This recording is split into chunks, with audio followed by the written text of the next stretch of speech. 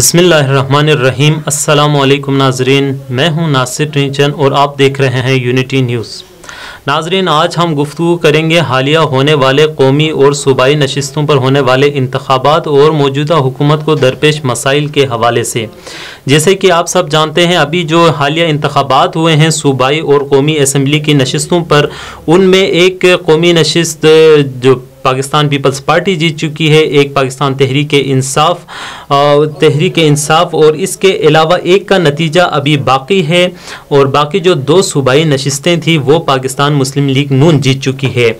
इस तमाम तर सूरत हाल में जो सबसे बड़ा जो अहम नुक्ता है वो मौजूदा हुकूमत की कारकर्दगी और आवाम का मौजूदा हुकूमत पर अदम एतमाद है। अगर हम देखें तो ये अभी होने वाली इंतखाबात चंद नशिस्तों पर हुई है, लेकिन इसने एक ओवरऑल मौजूदा हुकूमत और आवाम के माबेन जो एतमाद की फ़िज़ा है उसको सामने रख दिया है। अगर हम इसकी तरफ जाने से पहले जो कुछ नाखुशगवार वाक़यात हुए हैं, ये भी एक हुकूमती कारकर्दगी पर सवालिया निशान है।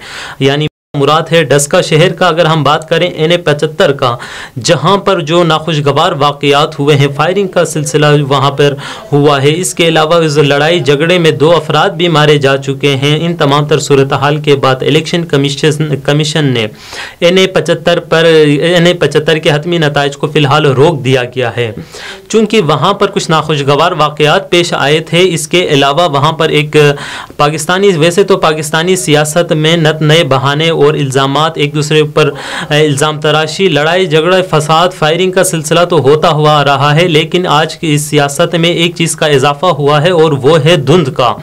यानी कि धुंध की वजह से रास्ता नहीं मिला, प्रिजाइडिंग ऑफिसर अपने जगह तक नहीं पहुंच पाए, कई घंटों की ताख़ीर के बाद वो पहुंच जाते हैं। इसी तरह 20 पोलिंग स्टेशन पर NA-75 में धांधली के इल्ज़ामात लगाए गए हैं, वहाँ पर बदनज़मी के इंतज़ामात लगे हैं, जिसके बाद इलेक्शन कमीशन ने इस बात के नोटिस लेते हुए वहाँ के हतमी नताइज को रोक दिया गया है। लेकिन जो गैर हतमी नताइज है उनके मुताबिक पाकिस्तान मुस्लिम लीग नून उस जगह NA-75 में बरतरी पर है, लेकिन इसकी जो फाइनल हतमी नतीजा है वो तो इस इलेक्शन कमीशन के नताइज के ऐलानात के बाद ही सामने आएंगे।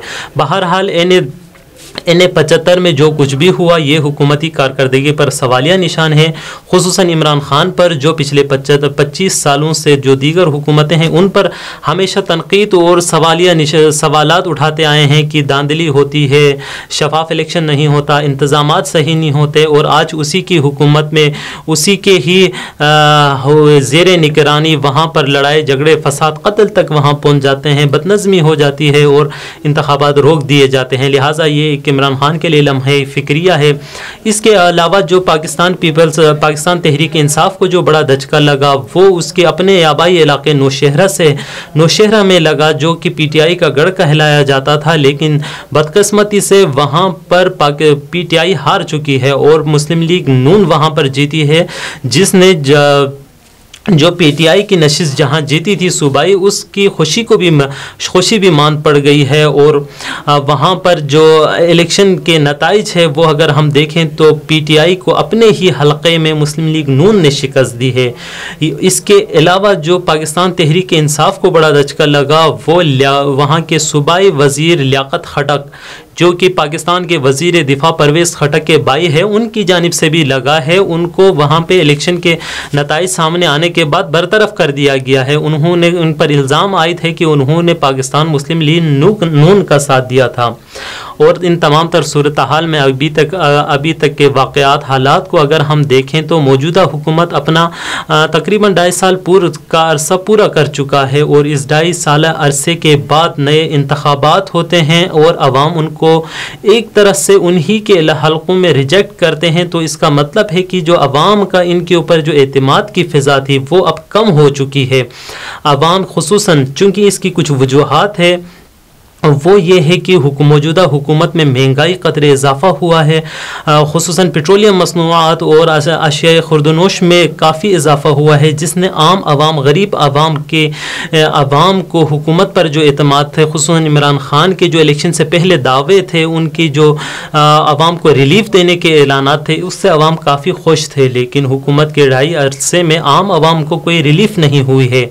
इसके अलावा आम आवाम का ये भी कहना है कि इमरान खान की तकरीरें वालदेन तो अच्छी है, उनका ये कहना कि मैंने कर्ज़े अदा किए हैं, ये दूसरों के कर्ज़े थे जो मैं अदा कर रहा हूँ, लूटी गई रकम वापस लाएंगे, तो इन सब के हवाले से अवाम की भी राय है और अवाम का कहना है कि ये बातों की हद तक तो ठीक है, लेकिन अमली तौर पर अवाम को अवाम की रोज़मर्रा अशिया में रिलीफ चाहिए, उसकी रोज़मर्रा मामूलात ज़िंदगी में खुशियाँ चाहिए, वहाँ पर उनको मुश्किलात का हल चाहिए। लेकिन मौजूदा हुकूमत ऐसे करने में नाकाम है, बल्कि आए रोज़ पेट्रोल और दीगर अशिया में आए रोज़ कीमतों में इजाफा होता है, जिससे अवाम नाला हैं और ये हालिया इंतखाबात में भी सामने आ रहे हैं। उसके अलावा जो हुकूमती जो दावे थे इंतज़ामी और दीगर हवाले से, वो भी N75 में खुल के सामने आए हैं। वहाँ की बदनज़मी और धांधली के इल्ज़ामात और जो दीगर वाक़यात हुए हैं, इससे उनकी हुकूमती जो इंतज़ामी हवाले से जो दावे थे वो उसके ऊपर भी सवालिया निशान लग चुका है।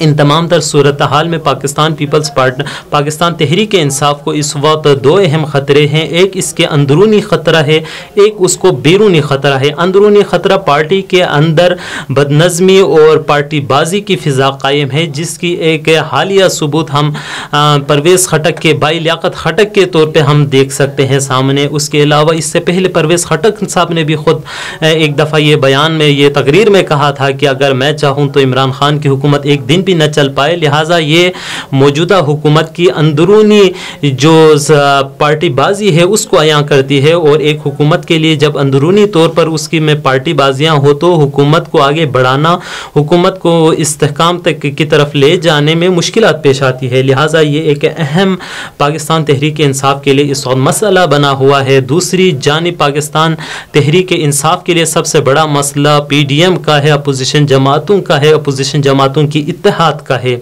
और इस इलेक्शन में अपोजिशन जमातों की कामयाबी भी इस बात का सबूत है कि अवाम अब उनकी जानिब दोबारा रगबत की निगाह रखते हैं, रगबत मैल रखते हैं, उनकी जानिब देख रहे हैं, इसीलिए उनको कामयाबी मिली है।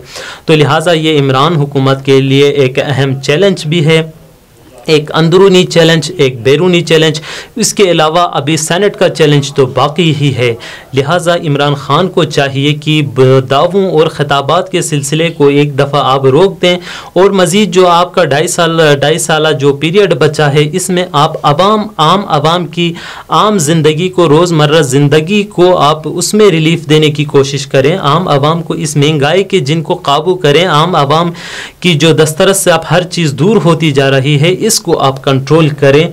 क्योंकि अभी दूसरी हुकूमतें तो बाद में उनको दिखाने के लिए भी, आवाम को दिखाने के लिए भी उनके पास कोई चीज़ें होती थी मोटरवे की शक्ल में या मेट्रो की शक्ल में, इस वक्त आपके पास वो भी मौजूद नहीं है।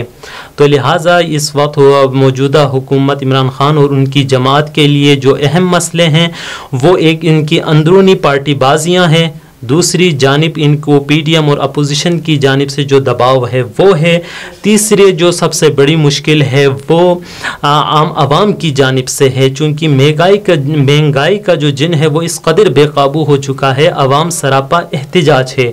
लिहाजा हुकूमत के लिए इस वक्त 2.5 साल का अरसा मौजूद है इनके पास। इसमें उनको चाहिए, अगर उन्होंने अपनी इमेज बेहतर बनानी हो आइंदा इंतखाबात के लिए, आवाम की जो हमदर्दी है वो अगर उन्होंने हासिल करनी है, और इसके अलावा सेनेट इलेक्शन है, तो इनको सबसे पहले जो इनकी अपनी अंदरूनी पार्टी बाजियां हैं इनकी जानिब तवज्जो देनी होगी। उसके अलावा जो महंगाई है, खुसूसन जो पेट्रोल, बिजली और दीगर अशिया पर जो रोज़ बरोज़ कीमतें बढ़ रही है, इसको काबू करना होगा।